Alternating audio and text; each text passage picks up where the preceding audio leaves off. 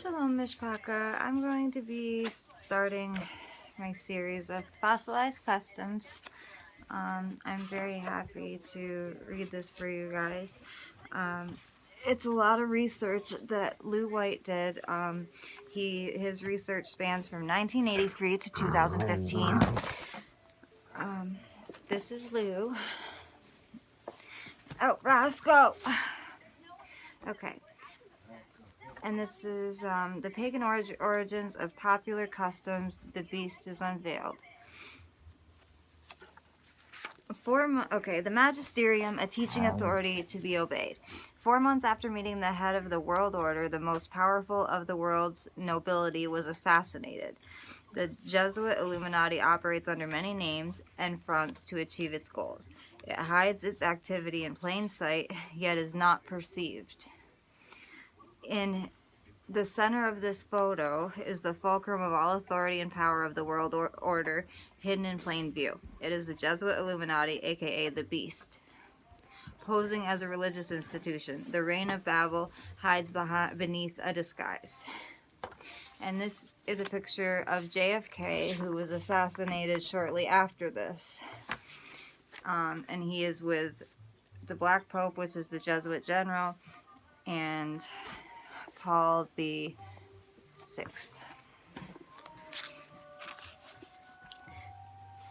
The beast is unveiled for you to perceive it, and now you know what restrains for him to be revealed in this time. 2 Thessalonians 2:6. Roscoe, stop chewing. Okay. There's so much good information in this book, I didn't know where to start. So this is why I'm starting now. I'm just going to start from the introduction, and I'm just going to do a long series. And if you want to find this book, you can go to fossilizedcustoms.com or torazone.net or Amazon. Introduction. Are you living by tradition or truth? This book is about teachings and traditions, not people. It's about walking in truth. There are 3 stages of truth. First, it is considered ridiculous. Second, it is violently opposed. Third, it is accepted as being self-evident. Many have been so disturbed by the facts in this book that they have thrown it across the room. Some have jumped up and down on it. Some have thrown it into a dumpster, and a trash collector retrieved it and was awakened. One trash collector called to thank me for writing the book, called to thank Lou. Some attack the messenger on the internet, destroying their reputation. One person claims there are many blunders in this book. The truth may come to you, but you have to receive it. Most people sense the world is off balance. The artificial mask hiding the true origins of our customs will be lifted. And it may be very disturbing to learn the truth. In spite of the pain and shock, you will realize the truth is a treasure, a gift, and an awakening you will be thankful for receiving. It will sober you up. The origins of popular customs have been my lifelong study, and revealing them to others in a way that makes sense is my main goal. I was trained to think by the Jesuit Illuminati, but discerned their brainwashing techniques, exercises of Loyola, and the catechetical repetitive echo response methods. They taught me to pray to the dead, kneel in front of various objects of worship, and use rosaries, which Yahuwah doesn't agree with idols or having or praying to like a cube like they do in other countries. Let me see here.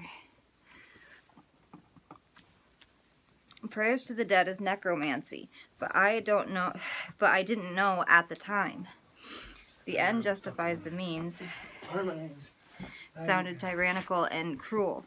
Their programming failed to work on me, but I saw it successfully implemented on others. It held a stronghold on most of my close family.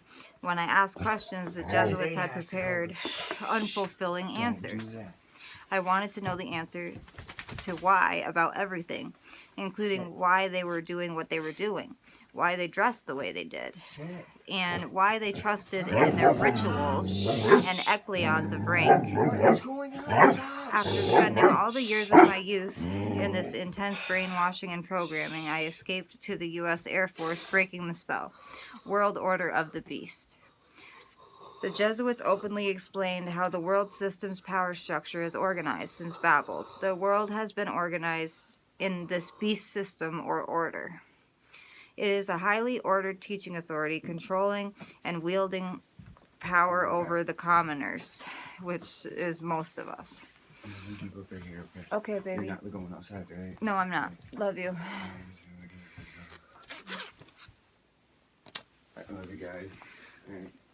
Hope everyone's having a blessed day. Be good. Be safe out there. It's pretty cold. You're in the north. You're in the winter. Be safe. Yeah. Okay. The Jesuits openly explained how the world system's power structure is organized. Since Babel, the world has been organized in this beast system or order. It is highly ordered teaching authority, controlling and wielding power over the commoners, whom they refer to as the laity, common people. The dragon gives them this authority and power. We often hear non-professionals referred to as lay people or laity. This term implies there are more informed people who were in control. The Jesuit Illuminati was all around Lou, but only later did he become aware of their presence and strategies.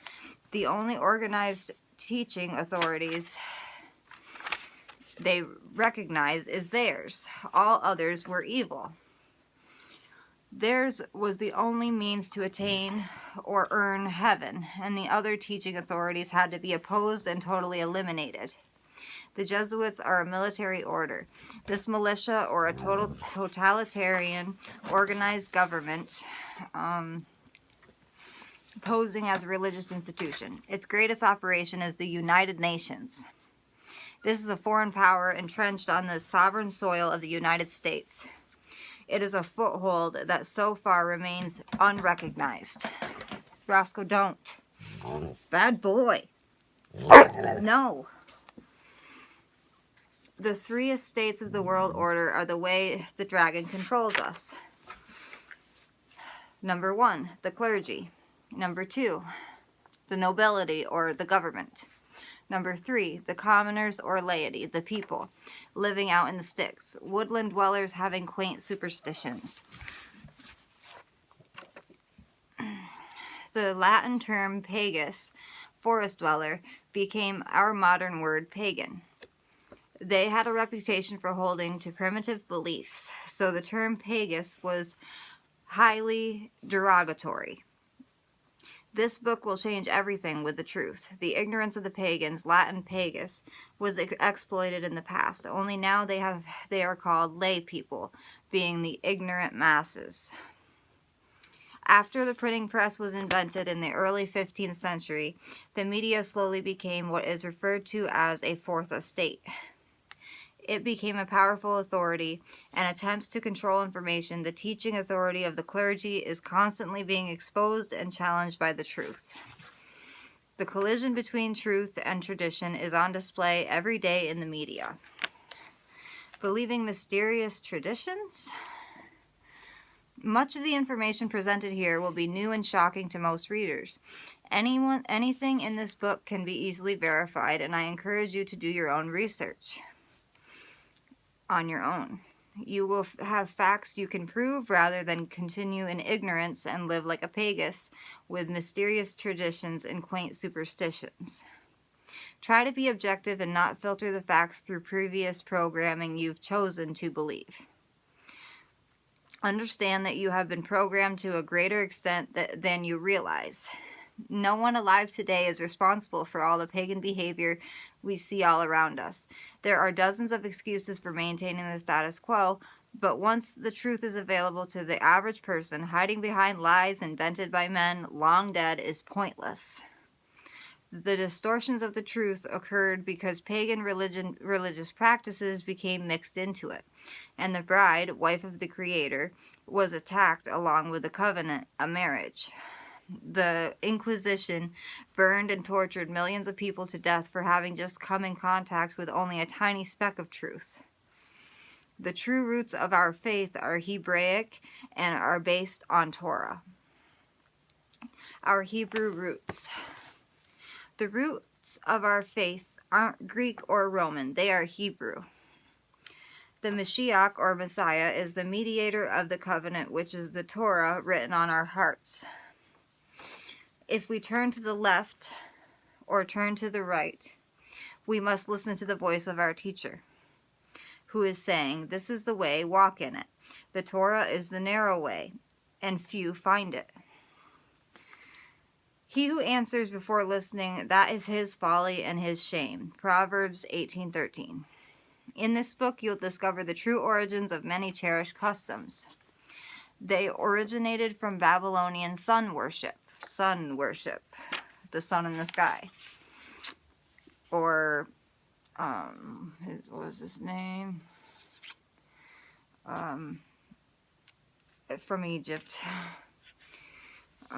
Cleverly developing into Christianity over many centuries of darkness. They are the strong delusion, a lie. Witchcraft is openly practiced. Depart from me, you who work lawlessness. And these are all pagan symbolism in different traditions that a lot of people hold near and dear to their hearts, but once I found all this out, I stopped celebrating the traditions of man. Fertility symbols are everywhere. Wreaths, branches, boughs, and trees have been used by pagans as emblems of fertility.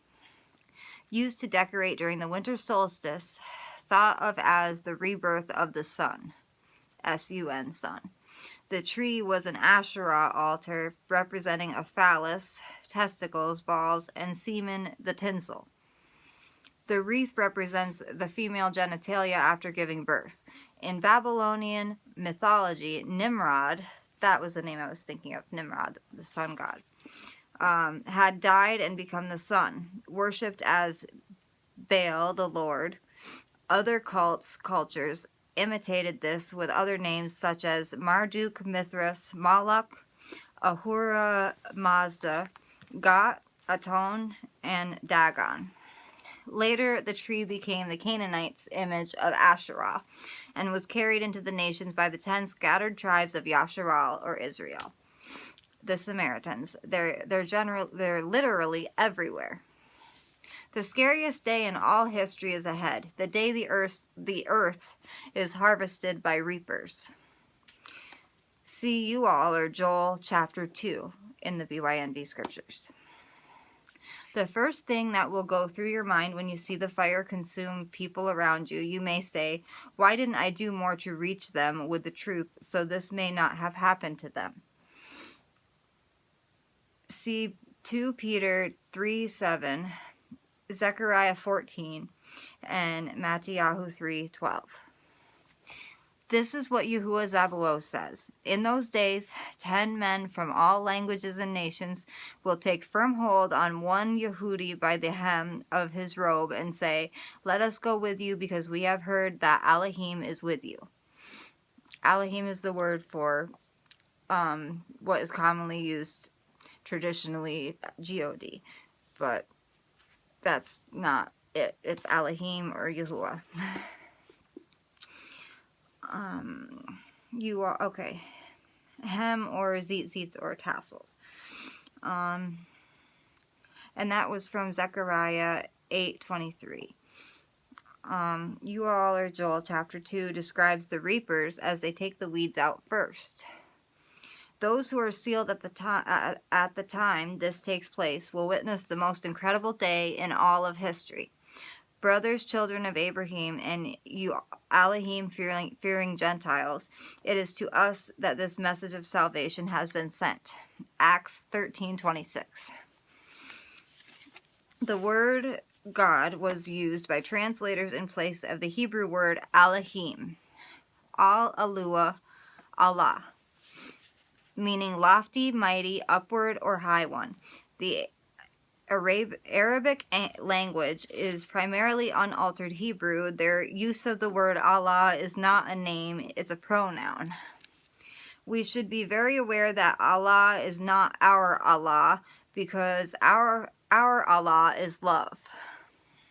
He is coming soon, and we call on him by name Yahusha, or by the name Yahusha. He came as a servant to show us the perfect narrow way in his behavior, Torah. At first, this book might enrage all those who follow traditions. By reading a little, you will begin to understand the truth. Everything we see in the traditions practiced by Christianity originates in pagan customs. We will show how they admit this is so. We'll look at the scriptures to see if this is valid behavior. We've inherited our habits and customs from people of long ago, so no one alive is responsible. Sir Winston Churchill once said, "Most people sometimes in their lives stumble across truth. Most jump up, brush themselves off, and hurry on about their business as if nothing had happened." This book restores names and other words to their more accurate original sound. Letters in any language are symbols for sounds. Translating the scriptures from Hebrew into Greek, then Latin, German, and English led to a certain loss of meaning, as well as the distortion of sounds, phonology. The goal of translating is to find the best words to express the meaning in the context of the original. We say hello while a Hawaiian says aloha for both hello and goodbye. And natives say ona for hello and goodbye. Similarly, shalom is used to say peace and is used as a greeting or to signal departing. Shalom also can refer to an ending or completion of something. Fulfilling a contract brings shalom to an obligation or agreement. What do you suppose was the last word Yahusha spoke as he breathed his last breath on the tree? Yahusha did not say teleo or teleo, Greek, as most teaching authorities have insisted. He would have exhaled a much more appropriate Hebrew word with his last breath, shalom. He spoke Hebrew, saying the word that meant he had accomplished what he had come for. It was the word for completion in Hebrew. Many times Many times an original Hebrew word is transliterated, which means the sound of the original word is carried over using the letters of the target language. This is commonly done when there is no word in the target language that expresses the same idea. Hebrew is the inspired Elohim-breathed language. You are reading this book in the English language, but in the Latin alphabet to make the sound for the English words. It is possible to use these Latin words to correctly sound, enunciate, pronounce the names of people or words that are Hebrew. If we use the Hebrew alphabet to write the words, most could not read them until they studied the Hebrew alphabet and language.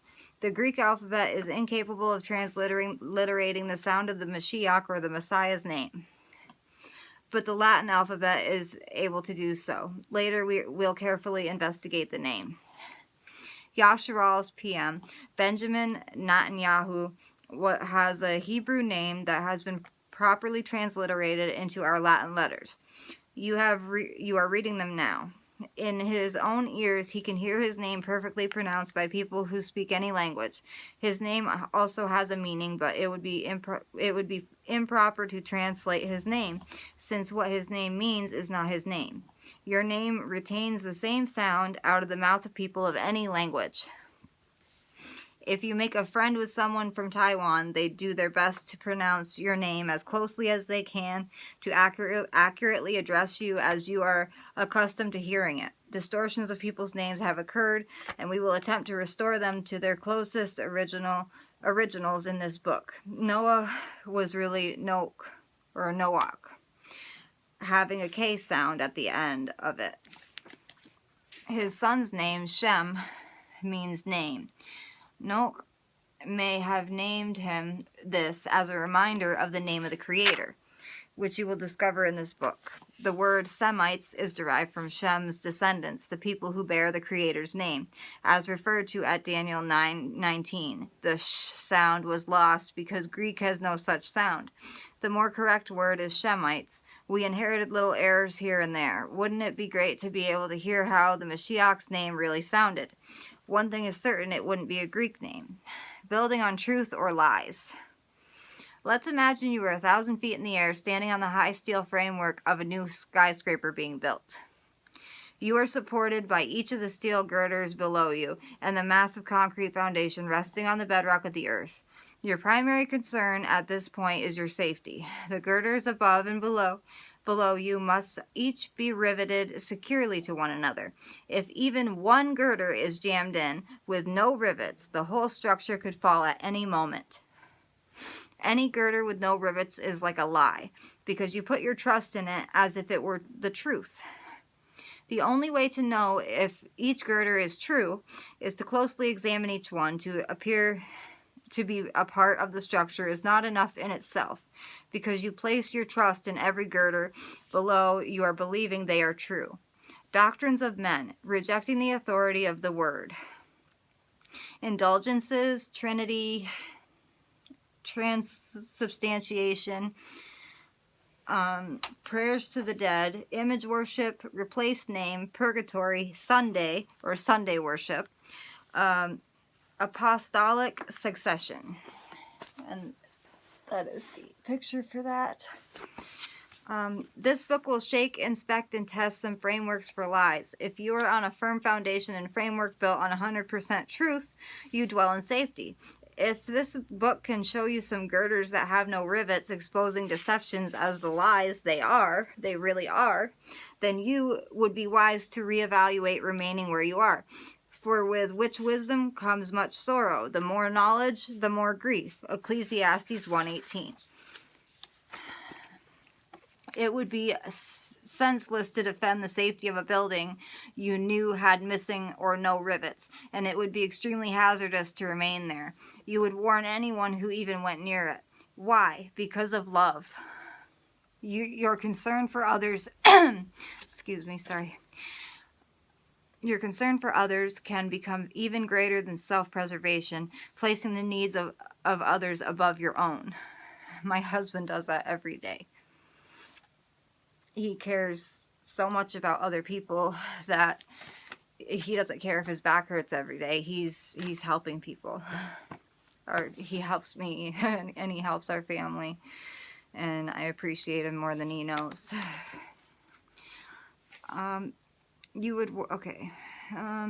Lies are poison and truth is like fire. It tests the purity of metals and it refines them. A serpent's venom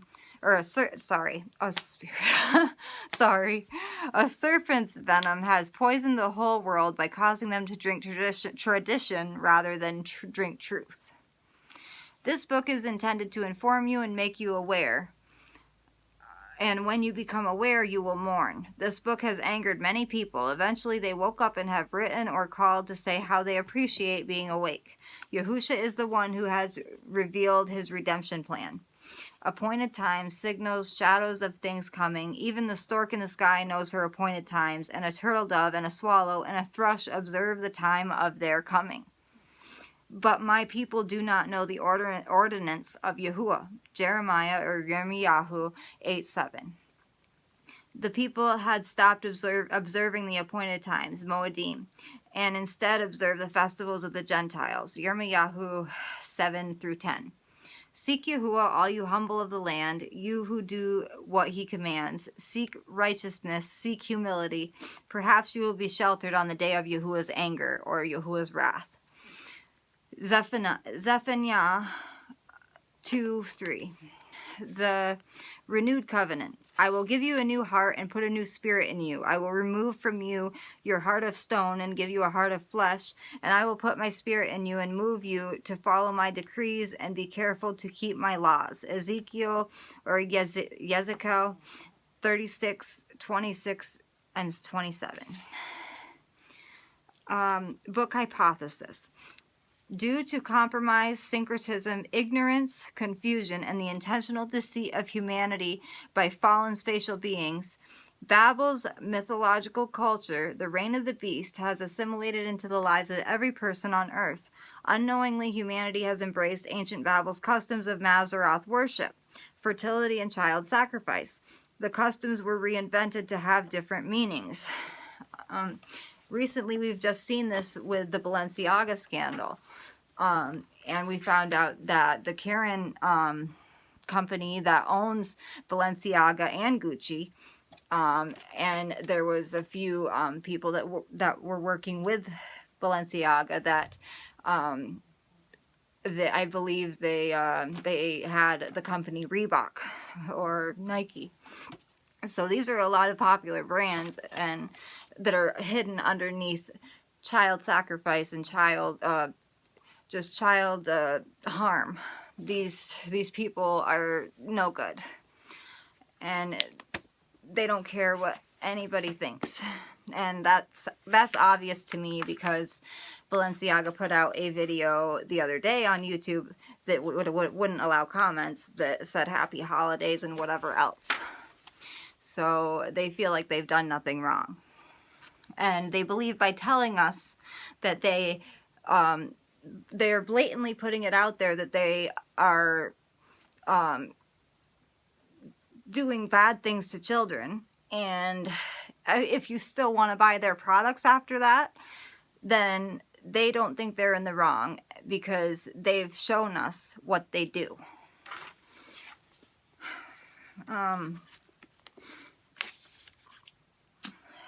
Let me finish here for the day, and then next time I will be reading a beastly image, which is starting on the next page there. By occulting, hiding the meanings, the scheme of an ancient spatial being is successfully tricking and misdirecting people to serve him. Paganism is so prevalent in every culture, there is no doubt it was deceitfully placed into our traditions, disguised in new meanings. This camouflage paganism pollutes and rots the spiritual condition of all mankind. A little flock has always held onto the true faith delivered to those set apart. Here in the last days, the final message, Besorah, or the BYNV, or Torah, is going out to the ends of the earth. This book is written to help the reader experience the perspective of their creator, Yahuwah, and see the goal and purpose of our lives is love. The mind of the flesh is set on pleasure, possessions, and position. The flesh is selfish, but love is selfless. Love, the most powerful force in the universe, will save your life.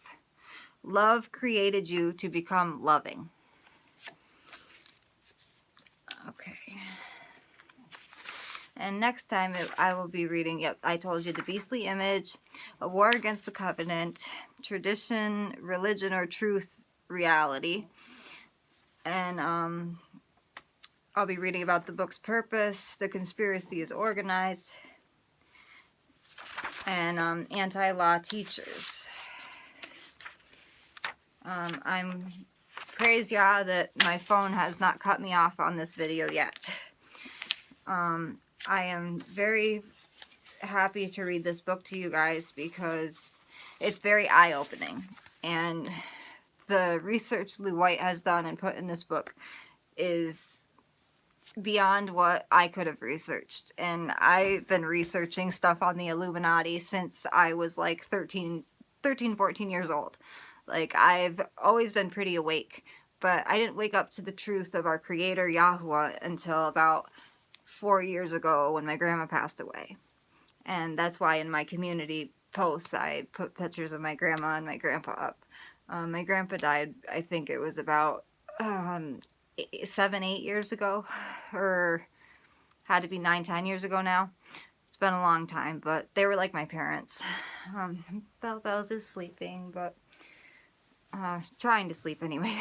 But I love you guys, and I hope everyone has a blessed day. Yahuwah bless you all, and everyone pray for New York, pray for Buffalo, pray for New York City. Blessings to you.